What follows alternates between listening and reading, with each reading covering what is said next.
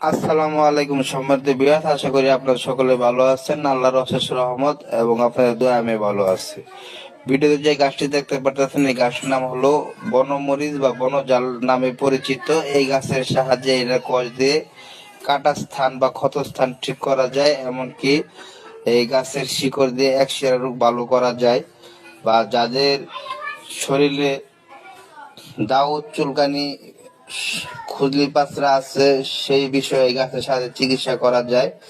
তো এখন যে আলোচনাটা করবো সেটা হলো যাদের অর্শ, গ্যাস, ফিস্টুলা, বগন্দর পাইলস বা অ্যানাল, গুটি, রক্ত যায়, মলদ্বারের আশেপাশে ফোলা আছে, মলদ্বারের যে কোনো সমস্যা থাকুক না কেন, এই গাছের শিকড়ের সাহায্যে আল্লাহর রহমতে সম্পূর্ণ মুক্তি পাবেন। তো এটা করতে হলে আপনাদের এই গাছের শিকড় সংগ্রহ করতে হবে। শিকড় সংগ্রহ করার পর এটাকে ভালো করে ধুয়ে পরিষ্কার করে থেতু করে বা ব্লান্ডার করে এটাকে আপনারা 1 চামচ রস নেবেন।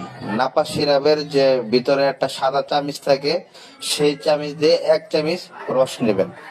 1 চামচ রস নেওয়ার পর সাথে নেবেন আপনারা ওই চামচ দিয়ে 2 চামচ টক দই।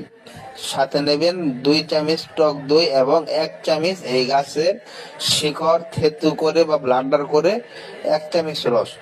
এভাবে 1 চামচ রস এবং 2 চামচ